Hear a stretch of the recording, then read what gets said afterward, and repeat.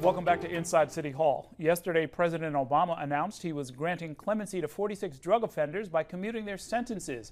But here in New York, the chances of receiving clemency from Governor Cuomo are relatively slim. During his time in office, Cuomo has pardoned just 5 people, all of whom were already out of prison, leading to a renewed push by some advocates seeking to right what they say are the wrongs of the criminal justice system. Joining me now to talk more about it is a panel of experts and advocates. Sheila Rule is executive director of the Think Outside the Cell Foundation. Alan Roscoff is the president of the Jim Owls Liberal Democratic Club. Catherine Irby is an actor and human rights activist, and Evie Litvak is the director of the Equality Justice Project. Thank you all for being here. And for those who are wondering, Catherine Irby is from the one that you saw for 10 years as Detective Ames in criminal justice. Law and Order, yeah, Criminal Intent. Criminal Intent, the creepy one. That's the one. Let me thank you all for being here, first of all. And let me start with you, Alan. I mean, you've talked to me about this for years and years and years. The governor has the power of clemency. It's in his discretion, and so by definition, he can use it or not use it. Your argument is that he should be using it. Right. I mean, governors throughout the country, whether they're conservative, Republican, or Democrat, or liberal, have given out clemencies. Many people have given out hundreds. Ronald Reagan did 475. Hugh Carey did, I believe, 178. We have a governor recently in Arkansas that I believe did over 1,000. It's tradition, and things are changing. People now understand that clemency is a good thing, because people do change. People have shown remorse. People have become different. Someone who commits a crime when they're 21 is a totally different person when they're 68. And people deserve mercy. They deserve a second chance. They deserve to express their remorse and at times be forgiven. And I mean, when we talk about mercy, my experience has been that everybody's in favor of it until you find a particular case, and then they say, they did what? Oh no, not that person, right? And you start to, I always start to wonder, do you really understand? Like, this is about people moving from one place to another place, not simply finding someone who maybe didn't belong in prison in the first place, right?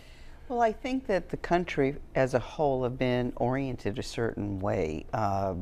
We were having this discussion, in fact, before we came over, and I think that it was very oriented towards victims. And I think that what happened in Charleston and the reaction of the families to say, I forgive you so quickly, reflects, it was a poignant moment and reflects, in a way, the mood of the country, which is to move away from a way we've been thinking for decades, and possibly to begin the process of forgiveness.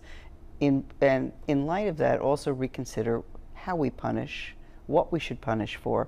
And I think we're beginning to have a national conversation, which I think has been a long time overdue. Well, you know, Sheila, I mean, we've often heard, especially in other states, that you can save the state a lot of money instead of paying to lock up people who don't necessarily belong there. But there are other, in a way, almost sort of spiritual questions, right? Like you free the prisoner and you sort of free yourself at the same time. You free society from all of this bad stuff that is represented by the current system. Yeah, I think that's a very poetic way of defining what we need to do. Because what happens is, when we keep people locked up, we're not only talking about an individual, we're talking about families, we're talking about spouses, we're talking about potential leaders of our communities, so that when they remain locked up after they have transformed their thinking and their lives, we're doing a disservice to whole communities, we're doing a disservice to ourselves. Do people need a sense that there is a point to transforming themselves? Because it seems to me, if you go and get a degree, you express remorse, you change your life in every way you possibly can under those very constrained circumstances, and then you still have to serve out the same 20 years, 30 years, 40 years. What's the incentive, right? Well, I know quite a number of people who are incarcerated, and what happens, what they say to me is that they do it for themselves. That at the end of the day, it's about how they view themselves, and they want to be their best selves. So that the incentive, I think it's what drives so many of us, that at the end of the day, how do we feel when we step up to the plate every day? It's for us. And Catherine Irby, I mean, so many Hollywood people end up supporting causes like, clean water, sick children, that sort of a thing. This is a pretty tough assignment of all the charitable things that you could choose to support. Why this one? Well, I got involved with Alan through my humanitarian work with other organizations. I sort of followed my friends Apatha Murkison and Tamara Tooney into an organization, supporting an organization called Justice Works that advocated for incarcerated mothers. This was maybe 10 years ago.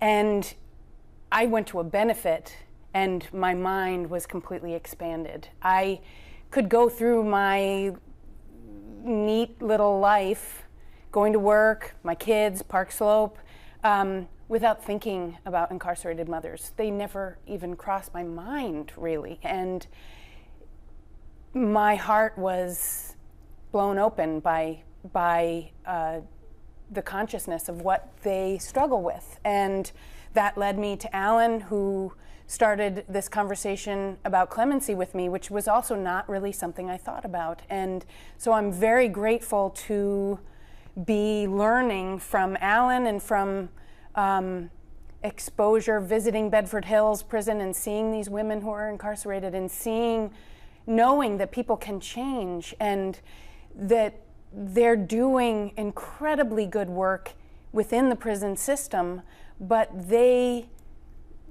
just what you were saying, society, they could be doing this work in society. And okay, well, let's talk a little bit now about the governor's role in all of this stuff. And I have to say the governor did give us a statement, and we'll read it and then we'll react. I'd like to get your reactions to it. The governor's office says, quote, "The governor is committed to identifying cases where justice can be delivered through clemency. Over the past few years, there has been a sharp decrease in applications for clemency from a high of 1,269 applications in 2010 to 171 applications in 2014. To that end, Governor Cuomo unveiled a new website to act as a central resource for those eligible for clemency to apply." So they're saying, on some level, I guess the demand's not there? No, I mean the demand has not gone down because the governor has shown zero interest in giving anybody clemency. The lawyers did not want to continue to waste their time asking a governor who had deaf ears to the issue to move forward on clemency. And now they set up a website, but most prisoners don't have access to computers. And it takes more than just saying, we set up a website. He has to put action to his words. As I said, governors all over the country are issuing thousands of clemencies. This governor has spent 5 years and has not done one clemency to anyone behind bars. And we know this governor. He'll do 2 or 3 and say, "I get them off my back." Well, it's not about that. It's about the many people who are over-sentenced and the elderly who have been in for 30 or 40 years that are going to die in prison, and those who are sick. It's about compassion and mercy and understanding and having a heart.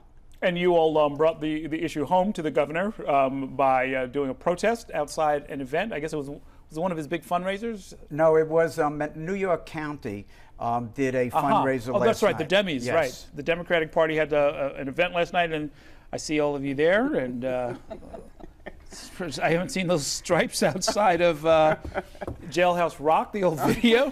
There's Alan Roscoff being toted off to jail. You spent some time behind bars yourself to sort of emphasize the point. Was it a successful demonstration? I believe that people when they read our signs, which said, "Shame on you, no clemencies." If I can add to what Alan just said, you have a bipartisan world going on in Washington. I think the governor is trying to play catch up. In all over the United States, you have leaders coming together weekly. It's in the news daily that we have mass incarceration, we have overcriminalization, we have oversentencing. So I don't understand what's taken him so long, because activists regularly offer lists to him. Yes. They offer it up and say, here's our list. They send it unsolicited. So it's not that he doesn't have it, it's that he's refusing to act on Well, it. of the many thousands who are incarcerated, it seems to me you could find someone who is a mother, or who is, I mean, he can almost pick, right, the kind of situation where he thinks clemency might be appropriate, so many right? obvious cases. Non-violent offenders, But even senior violent citizens, as you offenders, mentioned. when you're talking about someone who made a mistake and committed a crime 30, 40 years ago, they're not the same people. No, they're not. They shouldn't be punished until they die. And also that population, when you talk about the violent, quote unquote violent felony offender, they're the least likely to commit another crime.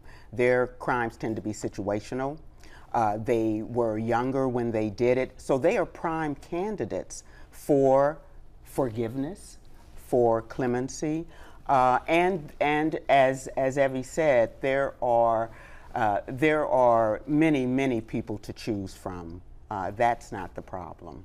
If I may just jump in, the governor's staff has made it quite clear that politics is going to play a major decision on who the governor decides to release.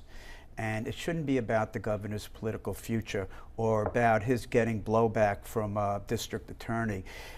It should be done based on merit and who is clemency worthy, and not what's going to get him a bad story in the front page of a tabloid. Right, okay. An interesting point. I mean, he could ask each of the 62 district attorneys, hey, give me one name, you know? I mean, that would be a start or a conversation. Listen, folks, thank you very much for coming in to talk with us about a very difficult subject. We're going to take a short break now. I'll be back in a minute with a preview of tomorrow night's show. Stay with us.